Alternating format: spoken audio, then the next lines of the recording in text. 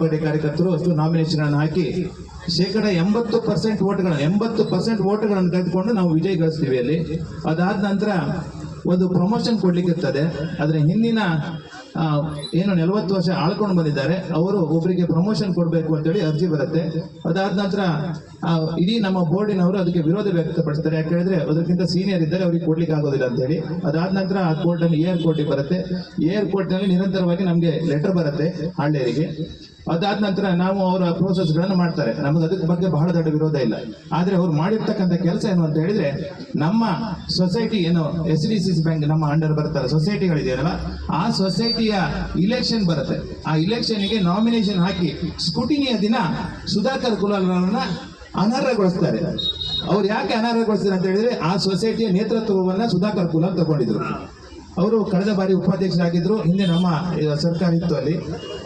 ಅವರನ್ನ ಅನರ್ಹಗೊಳಿಸ್ತಾರೆ. ಎಲ್ಲಿವರೆಗೆ ಇವ್ರು ಮಾಡಿರ್ತಕ್ಕಂಥ ಅನ್ಯಾಯ ಅಂತ ಹೇಳಿದ್ರೆ ಆಯ್ತು, ಅದನ್ನು ಬಿಟ್ವಿ.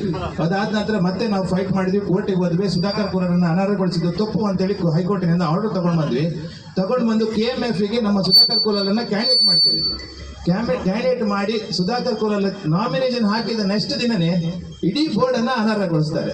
ಬಹುಶಃ ಇಂತಹ ಒಬ್ಬ ಭ್ರಷ್ಟ ಅಧಿಕಾರಿ ಇವತ್ತು ಇದ್ರೆ ಮುಂದಿನ ದಿನಗಳಲ್ಲಿ ನಮಗೆ ಮಾಡತಕ್ಕಂಥ ಅನ್ಯಾಯಗಳನ್ನ ಪಟ್ಟಿಯನ್ನು ನಾವು ಮಾಡ್ತಾ ಹೋಗ್ಬೋದು. ಇದಕ್ಕಿಂತ ಹಿಂದೆ ನಮ್ಮ ಅಂಪಾರ ಸೊಸೈಟಿ ಗೊತ್ತಿರ್ಬೋದು ನಿಮಗೆ. ಅಂಪಾರ ಸೊಸೈಟಿಯಲ್ಲಿ ಒಂದು 7 ಜನ ನಮ್ಮ ಅಷ್ಟು ಬೋರ್ಡ್ಗಳನ್ನ ಬರ್ಖಾಸ್ಗೊಳಿಸ್ತಾರೆ. ಕಾಂಗ್ರೆಸ್ನ ಒಂದು 2-3 ಜನ ಲೀಡರ್ಸ್ಗಳನ್ನ ರಾಜೀನಾಮೆ ಕೊಡಿಸಿ, ಅವ್ರು ರಾಜೀನಾಮೆ ಕೊಟ್ಟ ಆದ ನಂತರ ಉಳಿದವರನ್ನ ಬರ್ಖಾಸ್ಗೊಳಿಸ್ತಾರೆ. ಅವರು ಇಲೆಕ್ಷನ್ ಕಂಟೆಸ್ಟ್ ಮಾಡಬಹುದು, ಇವ್ರು ಕಂಟೆಸ್ಟ್ ಮಾಡಬಾರ್ದು ಅಂತ ಹೇಳಿ. ಅಂತಹ ಭ್ರಷ್ಟ ಅಧಿಕಾರಿಯ ಬಗ್ಗೆ ಒಂದಿಷ್ಟು ಮಾಹಿತಿಗಳನ್ನ ಸುಧಾಕರ್ ಕುಲಾಲ್ ಕೊಡ್ತಾರೆ. 2024ರಂದು ಶಂಕರಣ್ಣ ಹಾಲು ಉತ್ಪಾದಕರ ಸಹಕಾರಿ ಸಂಘಕ್ಕೆ ಚುನಾವಣೆ ನಡೆದು ಹೊಸದಾಗಿ ನಮ್ಮದು BJP ಬೆಂಬಲಿತ 13 ಜನ ನಿರ್ದೇಶಕರ ಆಯ್ಕೆ ಆಗ್ತದೆ. ನಮ್ಮ ಅಧಿಕಾರಾವಧಿಯಲ್ಲಿ ನಮ್ಮದು ಮೊದಲಿನ ಸೊಸೈಟಿಯಲ್ಲಿ ಇಲಾಖೆಯಿಂದ ಮಂಜೂರಾತಿ ಪಡೆದಂಥ ಹುದ್ದೆಗಳು 3.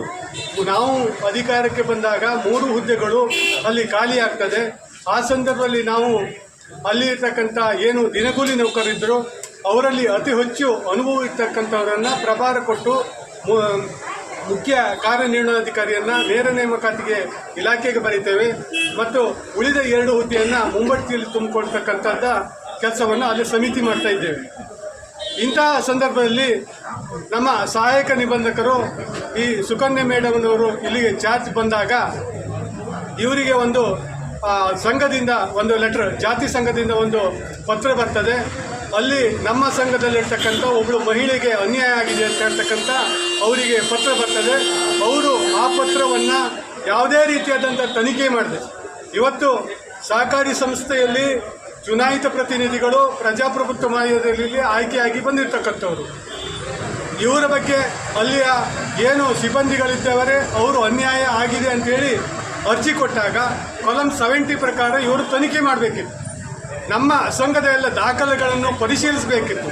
ಇದು ಯಾವುದನ್ನು ಮಾಡದೆ ನೇರ ಅಲ್ಲಿ ಆಡಳಿತ ಮಂಡಳಿಗೆ ಇವರದ್ದು ತಿಂಗಳಿಗೆ 2 ಲೆಟರ್ ಅಂತ ಸೂಚನೆ ಕೊಡ್ತಾರೆ. ನೀವು ಏಕಾಏಕಿ ಆ ಯಾವುದು ಮಹಿಳೆ ಹೇಳಿದ್ದಾಳೆ ಅವಳಿಗೆ ನೀವು ಜ್ಯೇಷ್ಠತೆ ಆಧಾರದಲ್ಲಿ ಅವಳು ಈಗಾಗಲೇ ಗುಮಾಸ್ತಲಾಗಿದ್ದಾಳೆ, ಅವಳನ್ನು ಮುಖ್ಯ ಕಾರ್ಯನಿರ್ವಹಣಾಧಿಕಾರಿಯಾಗಿ ನೇಮಕ ಮಾಡಬೇಕು ಅಂತ ಹೇಳ್ತಕ್ಕಂಥ ಸೂಚನೆಯನ್ನು ಕೊಡ್ತಾರೆ. ನಾವು ಇವರಿಗೆ ಅಲ್ಲಿ ಇರ್ತಕ್ಕಂಥ ಪರಿಸ್ಥಿತಿಯನ್ನು ಎಲ್ಲ ದಾಖಲೆಗಳನ್ನು ಪರಿಶೀಲಿಸಿ ಅಲ್ಲಿ ಇರ್ತಕ್ಕಂಥ ಜ್ಯೇಷ್ಠತೆ ಮತ್ತು ಯಾವ ಮಹಿಳೆಯನ್ನು ಅವರು ಹೇಳಿದ್ದಾರೆ ಅವರದ್ದು ಅಲ್ಲಿ ಬೋರ್ಡ್ ನಿರ್ಣಯ ಇಲ್ಲ ಮತ್ತು ಸೇರಿರ್ತಕ್ಕಂಥ ದಾಖಲೆ ಕೂಡ ಇರುವುದಿಲ್ಲ. ಅದಕ್ಕೋಸ್ಕರ ದಾಖಲೆ ಇಲ್ಲ, ನಾವು ಮುಂದೆ ಅದನ್ನು ತೀರ್ಮಾನ ತೆಗೆದುಕೊಡ್ತೇವೆ ಅಂತಕ್ಕಂಥ ನಿರ್ಧಾರವನ್ನು ಮಾಡಿದಾಗ ನಮ್ಮ ಸ್ಥಳೀಯ ಸೊಸೈಟಿ ಇಲೆಕ್ಷನ್ ಬರ್ತದೆ. ಈ ಸೊಸೈಟಿ ಇಲೆಕ್ಷನ್ ಬಂದಾಗ ಅಧ್ಯಕ್ಷರಾಗಿದ್ದ ನನ್ನನ್ನು ಏಕಾಏಕಿ ಅನರ್ಹ ಮಾಡಿ ಆದೇಶ ಮಾಡ್ತಾರೆ. ಅಧ್ಯಕ್ಷರಿಗೆ ಅಲ್ಲಿ ನೇಮಕ ಮಾಡ್ತಕ್ಕಂಥದ್ದು, ಮುಂಬಡ್ತಿ ಕೊಡ್ತಕ್ಕಂಥದ್ದು ಅಥವಾ ಅಲ್ಲಿ ವೇತನ ಹೆಚ್ಚು ಕಡಿಮೆ ಮಾಡ್ತಕ್ಕಂಥ ಅಧಿಕಾರ ಇಲ್ಲ. ಇದನ್ನು DR ಕೂಡ ಸ್ಪಷ್ಟ ಹೇಳಿದ್ರು. ಅವರು ಕೂಡ ಮಧ್ಯಂತರ ತಡೆಯಾಜ್ಞೆ ಕೊಟ್ಟರು. ನಂತರ ಅಲ್ಲಿ ಏನು ಇವತ್ತು ಹಾಲು ಒಕ್ಕೂಟದ ಚುನಾವಣೆ ಬರ್ತದೆ, ಅಲ್ಲಿ ಇವತ್ತು ಸಹಕಾರಿಗಳ ಕೆಲವರ ಒತ್ತಡದಿಂದ DR ಕೂಡ ಇದೇ ಇವರ ಆದೇಶವನ್ನು ಎತ್ತಿ ಹಿಡಿತಾರೆ. ನಾವು ಹೈಕೋರ್ಟಿಗೆ ಹೋಗಿ ಆ ವಿಷಯದಲ್ಲಿ ಅಧ್ಯಕ್ಷರಿಗೆ ಇವತ್ತು ಸ್ಟೇ ಬಂದಿದೆ, ಹೈಕೋರ್ಟ್ನ ಆದೇಶ ಇದೆ. ಈ ಅಧಿಕಾರಿ ಕೂಡ ನಾವು ಹೇಳಿದ ಹೈಕೋರ್ಟ್ ಆದೇಶ ಇದೆ. ಆದರೂ ಕೂಡ ಇವರು ಉಳಿದ ಎಲ್ಲ ನಿರ್ದೇಶಕರಿಗೆ 29C ಕೊಟ್ಟು ಅನರ್ಹ ಮಾಡ್ತಕ್ಕಂಥ ಕೆಲಸವನ್ನು ಮಾಡಿದರು. ಅನರ್ಹ ಮಾಡುವಾಗ ನಾವು ಅವರಿಗೆ ಸ್ಪಷ್ಟ ಹೇಳಿದ್ದೇವೆ, ಈ ವಿಚಾರ ಹೈಕೋರ್ಟ್ನಲ್ಲಿದೆ ಮತ್ತು ಈಗಾಗಲೇ ನಾವು ಯಾರಿಗೆ ನಾವು ಆ ಜವಾಬ್ದಾರಿಯನ್ನು ಕೊಟ್ಟಿದೆ ಅವನು ಸದ್ಯ ಅಲ್ಲಿಯ ಆ ಸಂಘದಲ್ಲಿ ಗುಮಾಸ್ತನಾಗಿದ್ದ. ಇವರು ಹೇಳಿರ್ತಕ್ಕಂಥವ್ರು ಅಲ್ಲಿ ಸಂಘದಲ್ಲಿ ಗುಮಾಸ್ತರಾಗಿದ್ದ ಬಗ್ಗೆ ಯಾವುದೇ ದಾಖಲೆ ಇಲ್ಲ. ಇವರು ಸುಳ್ಳು ಯಾರ್ದೋ ಮಾತು ಕೇಳ್ಕೊಂಡು ಸುಳ್ಳು ಆಧಾರದಲ್ಲಿ ದಾಖಲೆಗಳನ್ನ ಪರಿಶೀಲಿಸದೆ ಇಡೀ ಬೋರ್ಡನ್ನು ಅನರ್ಹ ಮಾಡ್ತಕ್ಕಂಥ ಒಂದು ಕೆಲಸವನ್ನು ಇವತ್ತು ಈ ಸುಕನ್ಯಾ ಮೇಡಮ್ AR ಕುಂದಾಪುರದವರು ಮಾಡಿದ್ದಾರೆ. ಇದು ಪ್ರಜಾಪ್ರಭುತ್ವದ ಕಗ್ಗೋಲೆ ಮತ್ತು ಸಹಕಾರಿ ಏನು ಕಾಯ್ದೆ ಇದೆ ಅದನ್ನು ಸಂಪೂರ್ಣ ಉಲ್ಲಂಘನೆ ಅಂತ ಹೇಳಲಿಕ್ಕೆ ನಾನು ಬಯಸ್ತೇನೆ. ನಾವು ಕೂಡ ಈಗ ಇದನ್ನು ಸೀದಾ ಹೈಕೋರ್ಟ್ ಮೆಟ್ಲು ಏರಿದ್ದೇವೆ. ಇವತ್ತು ಕೂಡ ಅದರ ವಿಚಾರಣೆ ಇದೆ. ನಮಗೆ ಸ್ಟೇ ಆಗ್ತದೆ ಅಂತ ಹೇಳ್ತಕ್ಕಂಥ ಭರವಸೆ ಇದೆ.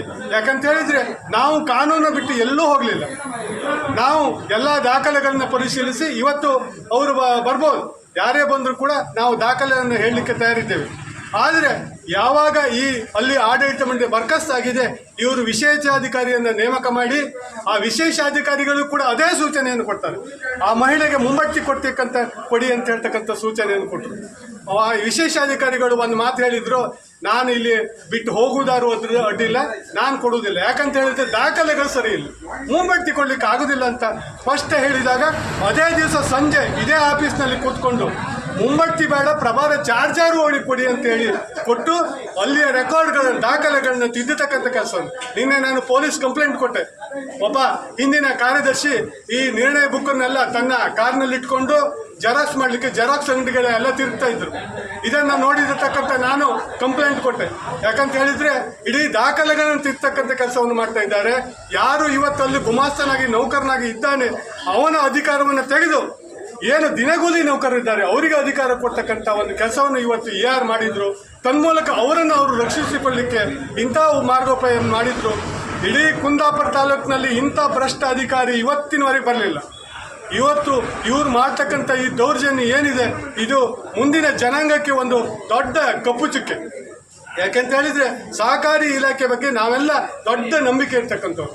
ಇಡೀ ನಮ್ಮ ಅವಿಭಕ್ತ ದಕ್ಷಿಣ ಕನ್ನಡಿಯಲ್ಲಿ ಕೋಟ್ಯಂತರ ರೂಪಾಯಿ ವ್ಯವಹಾರ ಇರ್ತಕ್ಕಂಥ ಇವತ್ತು ವ್ಯವಸ್ಥೆ, ಸಹಕಾರಿ ವ್ಯವಸ್ಥೆ ಅದರಲ್ಲಿ ಇವತ್ತು ಇದೆ.